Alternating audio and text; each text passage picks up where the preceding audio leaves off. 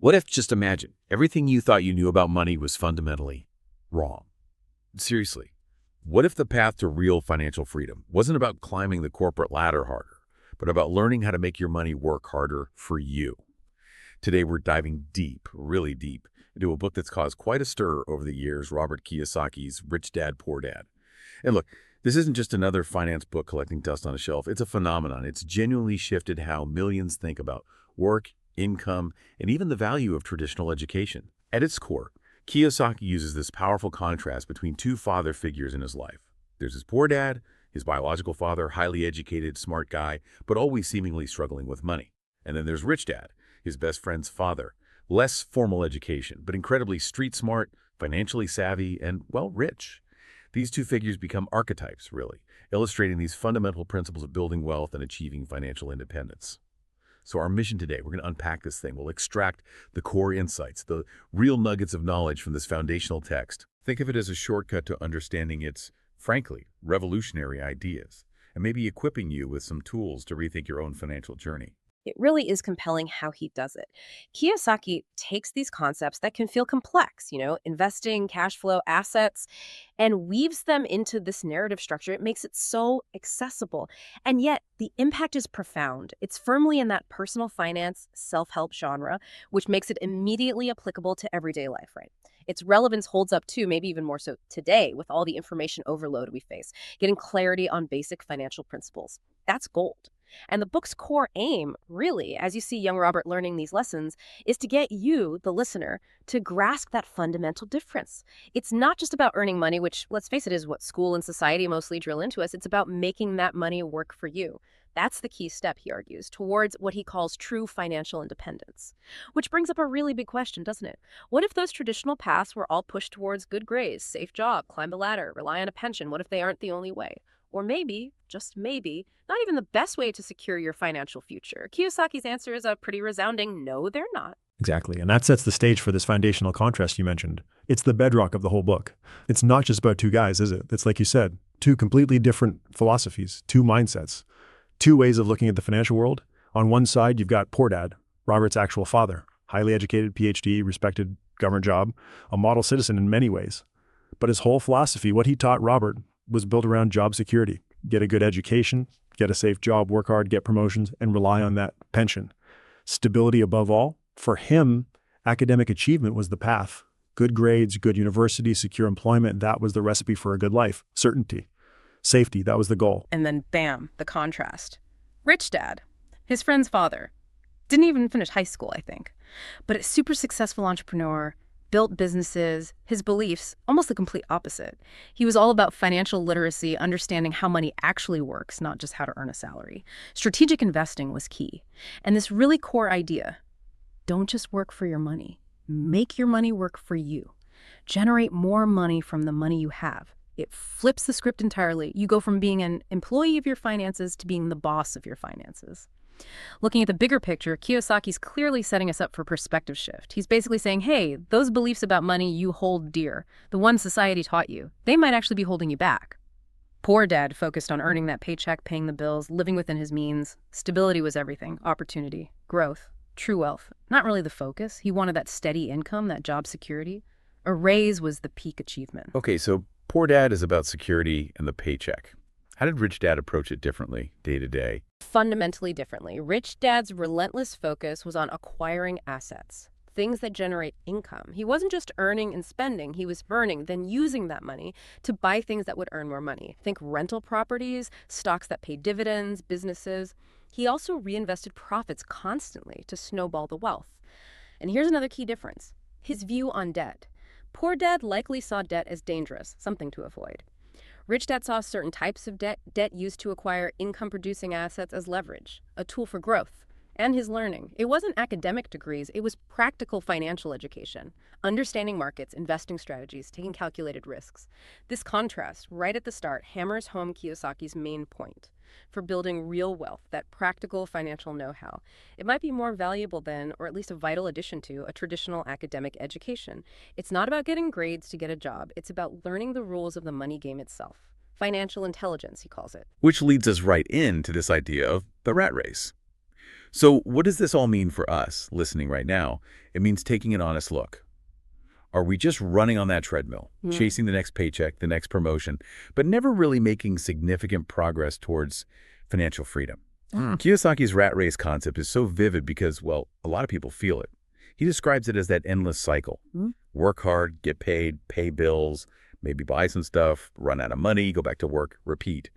And month after month, year after year, you're working harder, maybe earning more, but you're not fundamentally changing your financial situation. You get a raise, great, but then maybe you buy a bigger house, a nicer car. Yeah. Your expenses creep up right along with your income. Lifestyle inflation, right? Exactly. You're still stuck in the loop. Yeah, still stuck.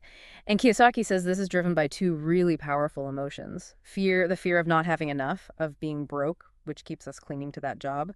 And desire, or maybe greed, the desire for more things, nicer things, keeping up with the Joneses, which makes us spend everything we earn, or sometimes even more. It really makes you pause and think, what actually allows someone to break free? What are the mechanics of real financial freedom? And Kiyosaki's answer, his rich dad's answer, is that fundamental principle. The rich don't work for money, they make money work for them. That's the alternative to the rat race. And it hinges on this critical idea of building assets, things that generate passive income. Contrast that with active income from a job. A job needs you. Your time, your effort, trade it for dollars, hour after hour, passive income. That comes from your investments, your rental properties, maybe a business you own but don't have to run day-to-day intellectual property. Things earning money without your constant direct labor, even while you sleep, ideally. It's a huge mindset shift, isn't it? Moving from employee, working for the money, to owner or investor, having money work for you.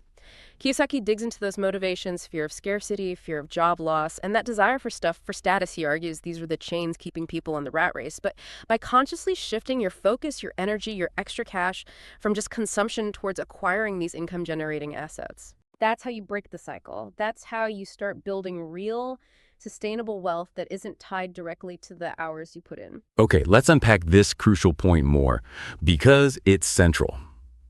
Kiyosaki argues pretty forcefully that school teaches us how to be good employees, how to work hard for a paycheck. But it completely fails, usually, to teach us how money actually works, how to manage it, grow it, make it work for us. And this is where financial literacy comes in. He says it's everything. He repeats this idea constantly. It's not about how much you make. You could make $1 million a year and still be broke if you don't know what you're doing. It's about how much you keep. And maybe even more importantly, how effectively you put that kept money to work. This really underscores why just having a high salary isn't enough, right? You need the understanding behind it. Financial literacy, in his world, isn't just some optional extra. It's the essential toolkit. It's knowing the difference, the real difference between an asset and a liability. So you can make smart choices that build wealth, not just choices that look good or feel good temporarily. Without it, you're playing the game without knowing the rules. Big disadvantage. Oh, absolutely. And what's really insightful, or maybe controversial, depending on your view, is how he defines assets and liabilities. He cuts through the usual jargon.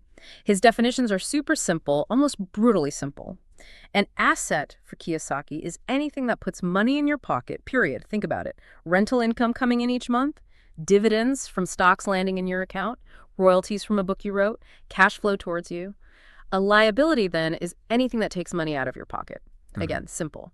And this is where the sparks fly. He famously includes your primary residence, your home, often in the liability column, along with car loans, credit card debt, the usual suspects. Whoa, okay, hold on. The house as a liability, that goes against everything most people believe. Your home is your biggest asset, right? That's the common wisdom, definitely. But Kiyosaki, through Rich Dad, challenges it fiercely. His logic is pure cash flow. Does your house, the one you live in, put money in your pocket each month? Or does it take money out? Think mortgage payments, property taxes, insurance, repairs, utilities. It's usually a net outflow, right? Even if the market value is going up on paper. So from a cash flow perspective, which is Rich Dad's primary lens, it functions as a liability. It consumes cash. Even if it appreciates. Right. Even if it appreciates. That appreciation isn't cash in your pocket until you sell it, and meanwhile, it's costing you money every single month. He's not saying don't own a home, but understand its financial function. Rich Dad might own his home, but he'd likely pay for it with cash flow from his real assets, the ones generating income. He stresses that the wealthy focus on buying income-generating assets first. They build that asset column. The middle class, he argues, often buys liabilities they think are assets. The big house, the fancy car, financed with debt, draining their cash flow. It's a profound distinction. It's not about net worth on paper. It's about positive cash flow building real financial independence. That house example really highlights the difference in thinking.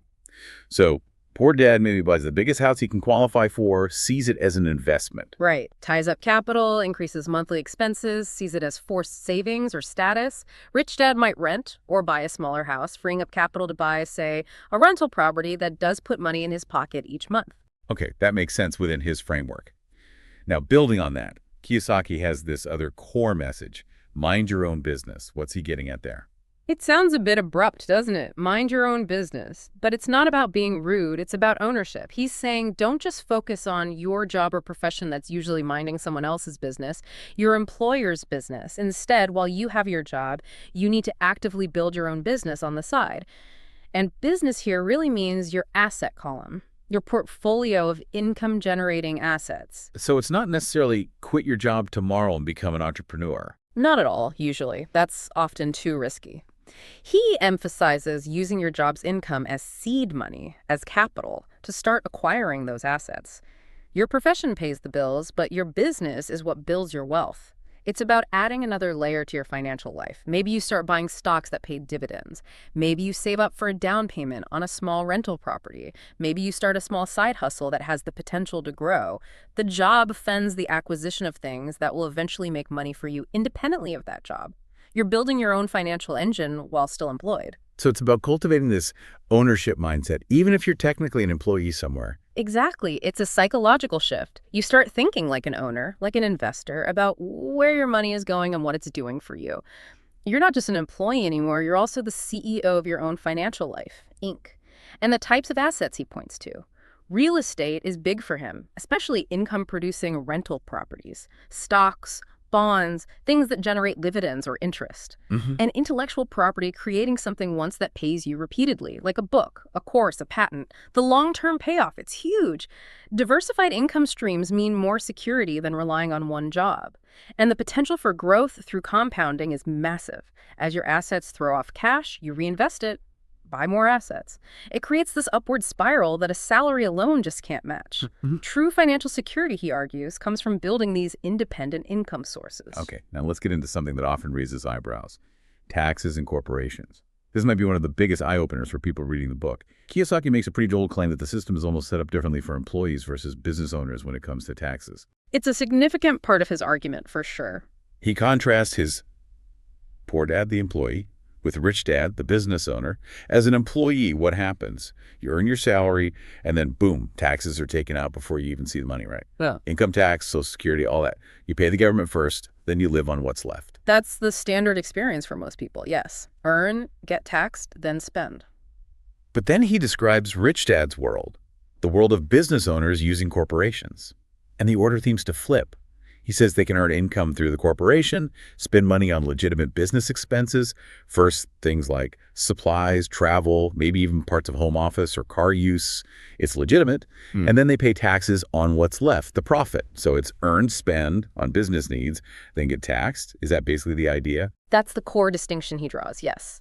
Using a corporate structure allows for certain expenses, things necessary for running the business, to be deducted from the revenue before the taxable profit is calculated. This effectively lowers the amount of income that is subject to tax, legally. It brings up that question again. Are we really taught how these financial systems actually work? Kiyosaki argues that understanding and using these legal structures like corporations, S-Corp, C-Corp, LLCs, is a vital part of financial intelligence.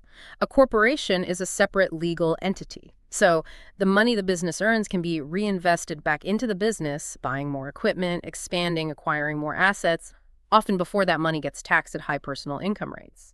This allows wealth inside the corporation to compound much faster. Plus, there's the liability protection separating your personal assets from business debts or lawsuits. It's a shield. So it's a tool for efficiency and protection.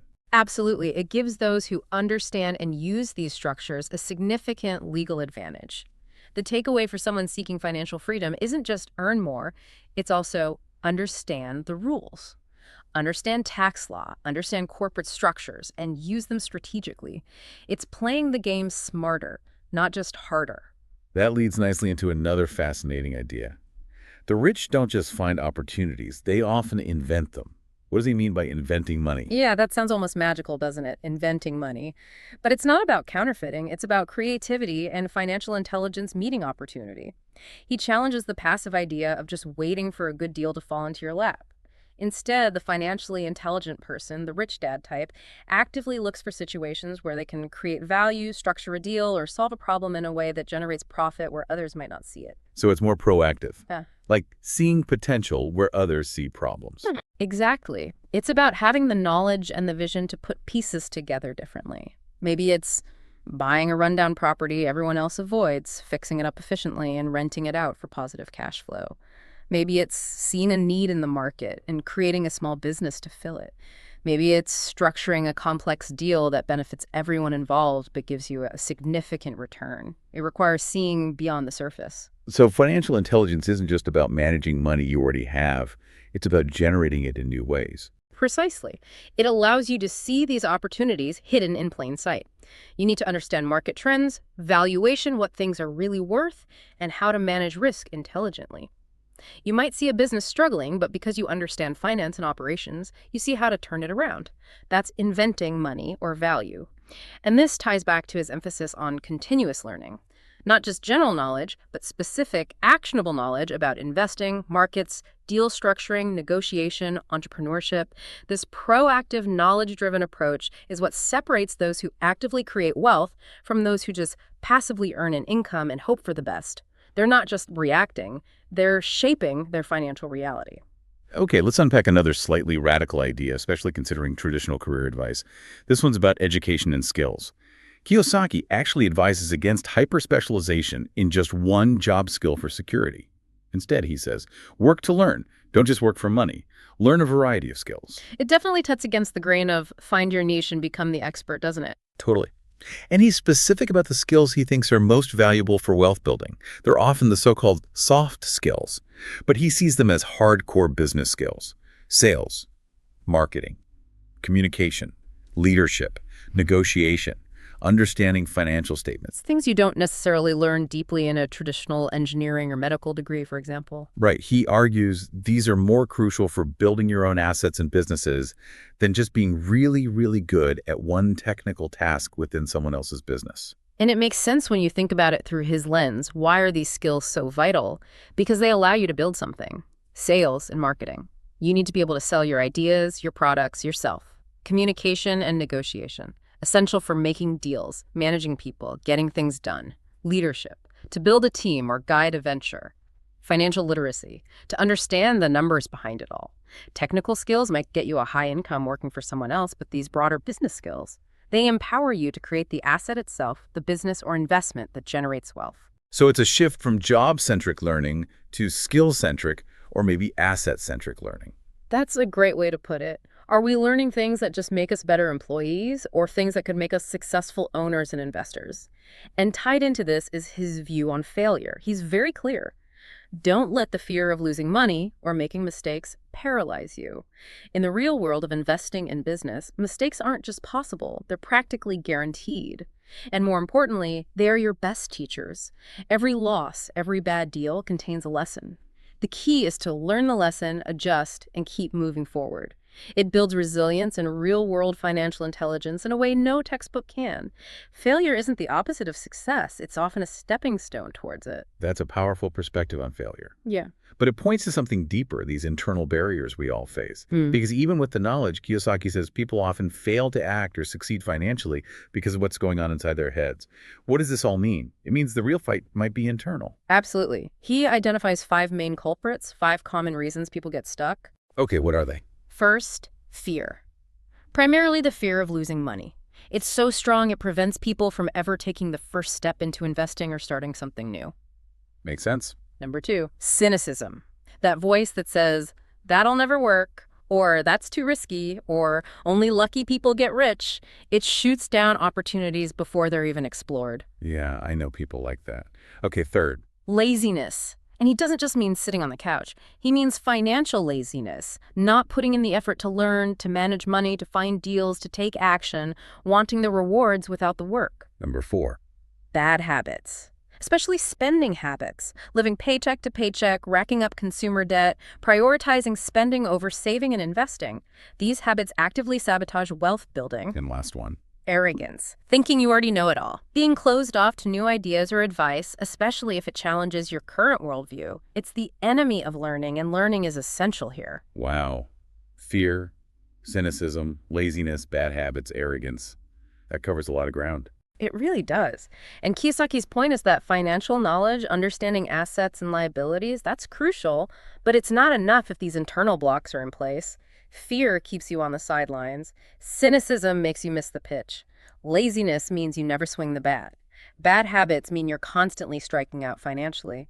And arrogance means you think you're playing baseball when the game is actually cricket. So overcoming these internal obstacles, he sees that as just as important, maybe even more important, than mastering the external financial strategies. It requires self-awareness, discipline, and a willingness to confront your own limiting beliefs and behaviors. It connects directly to personal growth. You have to manage your own psychology to manage your money effectively, which really prompts that personal question, doesn't it? Which of these, if any, might be subtly holding you, the listener, back? It's a lot to think about. But okay, let's unpack this further. He doesn't just diagnose the problems. Kiyosaki provides a path forward, right? He offers practical steps. It's not just philosophy, there's a roadmap. Yes, absolutely. He lays out some clear, actionable steps to get started. What are some of the key ones? First, find your why. A deep emotional reason for wanting financial freedom. Is it to spend more time with family? To escape a job you hate? To make a difference in the world? That why is your motivation when things get tough. Okay, a strong reason. What else? Choose your influences carefully. Find role models or mentors. People who have achieved what you want to achieve. Learn from them, whether directly or through their work. Surround yourself with people who support your goals. Makes sense. Next. Master the basics through self-education. He's huge on this. Read books, like his and others. Attend seminars. Listen to financial podcasts. Continuously invest in your financial intelligence. Make learning a priority. So education is key, but a specific kind of education. Exactly. Practical financial education. Then, crucially, take action, even small steps. Don't get stuck in analysis paralysis. Learn by doing. Start small if you need to buy one share of stock. Research one rental property, but start. Just get the ball rolling. Precisely. And finally, learn from everything. Every success, every failure, every experience is data. Analyze it. What worked, what didn't, why? Use it to get smarter for the next time. That feels very empowering, actually. Yeah. Find your why, learn, act, learn from acting. It is. And the learning doesn't stop. What's fascinating is his emphasis on this being a lifelong journey. It's not a one-and-done thing. He strongly advises continuing that self-education indefinitely. Read more books, go to workshops, stay curious, and crucially, network. Connect with other like-minded people who are also focused on financial intelligence and investing. Share ideas, learn from each other, find potential partners or deals. Community matters. So stay engaged, stay learning, stay connected. Yes, and stay humble. Recognize there's always more to learn. The market changes, new strategies emerge. Arrogance is the killer here. And ultimately, it comes back to how you use your two greatest resources, your time and your money. Are you spending them primarily on consumption and entertainment? Or are you strategically investing them in building your financial intelligence in your asset column? It all circles back to that powerful closing idea in the book. Your mind is your single most powerful asset. Train it well, invest in it constantly, and it can create incredible wealth. It's a call to take control, use your mind, and build your future. So let's try and bring this all together. What does this deep dive into Rich Dad, Poor Dad mean for you, our listener? Well, it's a really powerful invitation, isn't it? An invitation to fundamentally reevaluate your relationship with money. To question the standard advice, the conventional wisdom that often leads people down that path of the rat race. It's about embracing a potentially new path, one focused on understanding how money really works and making it work for you. Key takeaways, that huge distinction, working for money versus making money work for you. The absolute necessity of financial literacy, knowing assets, put money in your pocket, from liabilities, take money out. The power of the ownership mindset, minding your own business by building an asset column. Using things like corporations and understanding taxes strategically, and maybe just as importantly, cultivating that mindset of creating opportunities, valuing practical skills, and continuous learning over just credentials and tackling those internal psychological hurdles, the fear, the cynicism, all of it. And connecting this to the bigger picture, Kiyosaki isn't just dishing out financial tips. He's really challenging deeply ingrained societal beliefs beliefs about jobs, security, education, and what constitutes a successful life. He's pushing for critical thinking. Don't just accept what you're told about money. Analyze it, question it, decide for yourself. It's about taking active, conscious control of your financial destiny, moving from passive acceptance to proactive creation. So here's a final thought to leave you with, something to mull over. If Robert Kiyosaki is right, and the most valuable asset you possess truly is your trained mind, what specific actionable steps will you take today to invest in that asset? How will you start training your mind to see the world through the lens of assets and liabilities, cash flow and opportunity, and begin redefining your own unique path to wealth?